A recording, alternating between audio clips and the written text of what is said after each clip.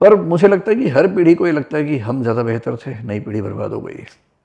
तो इसको सठियाने का लक्षण भी कहते हैं, जब कोई ऐसी बात करने लगे जब कोई ऐसी बात करे तो मान लेना चाहिए। जैसे प्रेमचंद ने गोदान में एक वाक्य लिखा, बूढ़ों के लिए अतीत के सुखों, वर्तमान के दुखों और भविष्य के सत्यानाश से रोचक कोई प्रसंग नहीं होता। तो जब भी कोई ये कहने लग जाए कि पहला ज़माना अच्छा था, अब तो खराब हो गया है, भविष्य तो बर्बाद है, इसका मतलब वो दिमाग से बूढ़ा हो गया है। मैं हो चुकी हूँ और डिक्लेयर। मैं ना तो हुआ हूँ ना होऊंगा। तो मैं बहुत दिन पहले हो चुकी हूँ। मुझे लगता है कि नई पीढ़ी हमसे कई मामलों में बहुत स्मार्ट है। अच्छा। जैसे मैं जिस स्कूल में था वहाँ शुरू में तो केवल लड़कों का स्कूल था, बाद में लड़कियां भी उसमें आई थी, पर लड़कियां एलियंस के रूप में आई थी वहाँ पर। कि 4 सेक्शंस में से 3 सेक्शन केवल लड़कों के हैं, एक केवल लड़कियों का है। एक इंग्लिश मीडियम वाले में क्योंकि बच्चे कम हैं तो वो एक ही है, उसमें 2 लाइनें लड़कों की हैं, एक लड़कियों की है, और बीच में बहुत चौड़ी सी सड़क है।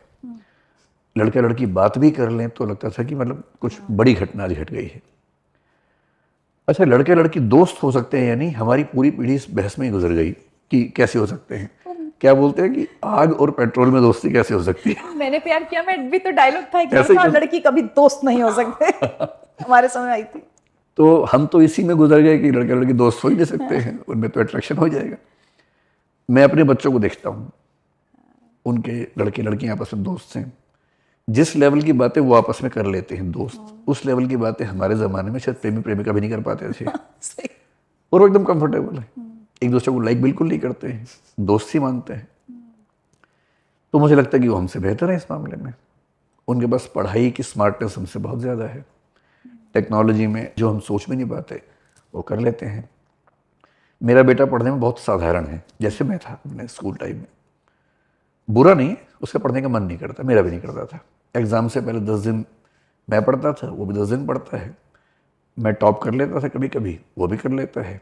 ऐसे ही पढ़ने में रुचि नहीं है, समझदार है। जो मैं कम था वो मुझसे ज़्यादा समझदार है। अब उसका शौक फिल्में बनाने का है, वो अपने आप ढूंढ ढूंढ के कैमरा ढूंढता है, अपने आप एडिटिंग के सॉफ्टवेयर ढूंढता है। एडिटिंग वो इस लेवल की करने लग गया है कि उसको देख के मैं परेशान हो जाता हूँ कि इतना कैसे करता है। अपने आप अपने बिना आप सीखे मतलब कहीं नहीं सीखा है।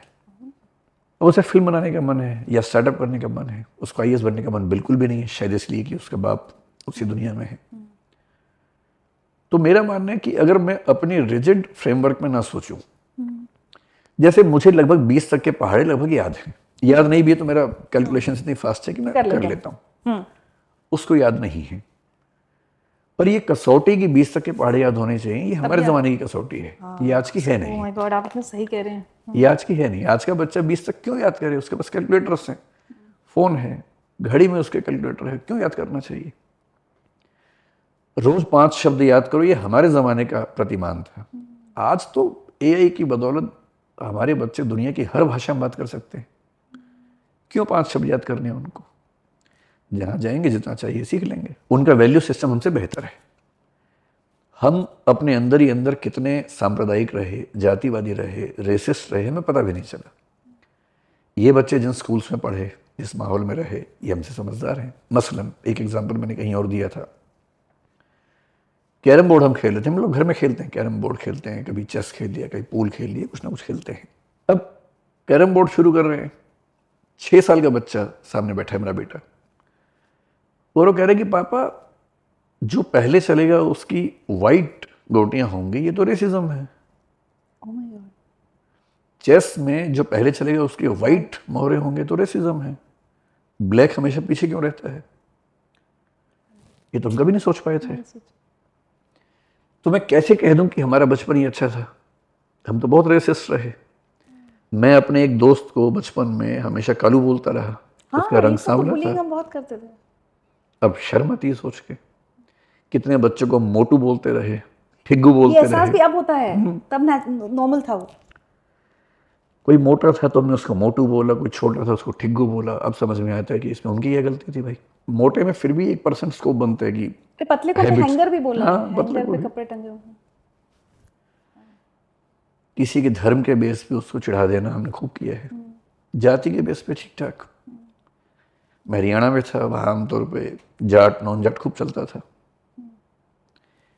हमारे बच्चे, मैं शहर के बच्चों की बात कर रहा हूँ, गाँव में होगा भी जो मेट्रोपॉलिटन शहरों के ठीक स्कूल में पढ़ने वाले बच्चे हैं, जनरली वो हमारी तुलना में कम रेसिस्ट हैं, थोड़े से हैं। मुझे एक प्रसंग याद आ रहा है कि नॉर्थ ईस्ट के बहुत सारे बच्चे एक बार मुखर्जी नगर में एक फंक्शन कर रहे थे और मेरा बच्चा और 2-3 बच्चे वहाँ से गुजर रहे थे, मैं भी साथ में था। उनमें से एक बच्चा बोला कि आज तो चाइना बना हुआ है। तो उनको समझाना पड़ा कि चाइना और नस्ल 2 अलग चीज़ें हैं। पर ये बच्चे हमसे कम रेसिस्ट हैं, हमसे कम सेक्सिस्ट हैं, हमसे कम कास्टिस्ट हैं, हमसे कम कम्युनल हैं। उनको हिंदू मुसलमान उतना परेशान नहीं करता जितना हमें करता है। मतलब मुझे पर्सनली नहीं करता, लेकिन हमारी पीढ़ी को, हमारी पीढ़ी में ऐसे बहुत लोग हैं जो कास्ट को नहीं मानते हैं, पर अगर उनको पता लग जाए कि सामने वाला व्यक्ति दलित समाज से, तो शायद खाएंगे नहीं उससे छुआ, चुप रह जाएंगे, बताएंगे भी नहीं, पर चुपके से साइड में कर देंगे, खाएंगे नहीं। पता लग जाए कि मुसलमान है और उसने उस गिलास में पानी पिया है, गिलास धो लेंगे तो भी शायद पिएंगे नहीं। मैं ये नहीं कह रहा कि वो गलत कर रहे हैं, उनकी परवरिश ऐसे माहौल में हुई कि वो उससे नहीं करने पाते, सबकॉन्शियस माइंड में है। और ये चीज़ें सबकॉन्शियस माइंड में जब चली जाती है तो हम चाह के हटा नहीं पाते। हमारी अगली पीढ़ी के सबकॉन्शियस माइंड हमसे साफ सुथरे हैं, बेहतर हैं, खुले हुए हैं, ग्लोबल वैल्यू सिस्टम को मानते हैं। हमारे लिए आप जैसे झांसी से आप हैं ना, आपके लिए झांसी से दिल्ली आना जितनी बड़ी अचीवमेंट थी, आपके बच्चों के लिए दिल्ली से पेरिस, न्यूयॉर्क वैसी अचीवमेंट है। इनके बच्चों के लिए पृथ्वी से अंतरिक्ष वैसी अचीवमेंट होने वाली है। तो हमारे बच्चों को वो वैल्यू सिस्टम सीखना ही पड़ेगा जो न्यूयॉर्क में भी काम आए, पेरिस में, लंदन में भी काम आए, और वो सीख रहे हैं। हम वहाँ जाके नहीं चल पाएंगे। मैं लंदन कभी कभी जाता हूँ बीच में, मुझे बड़ी दिक्कत होती है कि वहाँ शाकाहारी भोजन आराम से मिलता ही नहीं है। पर ये तो मेरा मूल्य है ना, ये उनका मूल्य तो है ही नहीं। मैं भी बहुत परेशान होती थी, ढूंढती रहती थी। मैं भी ढूंढता ही हूँ मैनेज करता ही हूँ किसी तरह से। पर हमारी अगली पीढ़ी इस मामले में बहुत बेहतर है कि वो ग्लोबल कॉस्मोपॉलिटन वैल्यूज के साथ चल पाती है। तो मुझे निराशा नहीं है अपनी अगली पीढ़ी से। मैं तो बहुत खुश रहता हूँ कि बच्चे बड़े चिल टाइप के बच्चे हैं। हम लोग थोड़े क्रैंकी टाइप के लोग थे, ये लोग बड़े चिल टाइप। आज आपने एक्चुअली मेरी सोच बदली, क्योंकि मुझे हमेशा जो चीज़ें आप कह रहे हैं ना, मुझे वो प्रॉब्लमेटिक लगी कि हम लोग, मुझे ऐसा लगता है कि हमें जो रटवाई गई चीज़ें उससे शायद हमारी याद करने की स्मरण शक्ति ठीक हुई।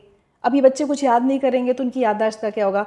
हमें, आपको याद है अपने ज़माने में अपने दोस्तों के फ़ोन नंबर, तब लैंडलाइन होते थे, हमें याद रहते थे, मजबूरी थी, बर्थडेज याद रहते थे।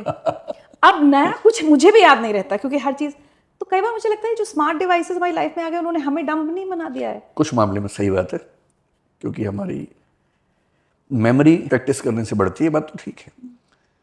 लेकिन हम पहाड़े ही क्यों याद करें, कुछ और भी याद कर सकते हैं। जैसे इन बच्चों को अगर हम दुनिया का नक्शा याद करवाएं, क्योंकि इनकी दुनिया में सारे देश घूमना एक प्राथमिकता है, अगर उस पर फोकस कर लें तो ज़्यादा अच्छा है, मेमोरी भी बढ़ेगी, सब कुछ होगा।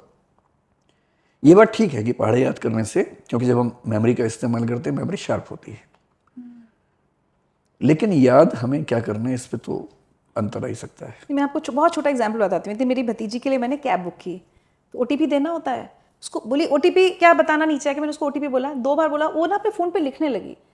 तो मैं गुस्सा हुई, मैंने कहा बेटा 4 डिजिट है, इतनी तो अभी मुझे, मेरी उम्र में भी इतनी ठीक है मेरी मेमोरी कि मैं वो 4 डिजिट का OTP लिफ्ट से नीचे जाऊंगी तो याद रहेगा, तुमको याद क्यों नहीं हो रहा। तो जब ऐसी छोटी छोटी चीज़ें होती ना तो मुझे चिंता हो जाती कि ये इसका जवाब अलग है। हमारी मेमोरी कैसे काम करती है, हमारा माइंड प्रोसेसिंग करता है कि ये इन्फॉर्मेशन इंपॉर्टेंट है या नहीं है।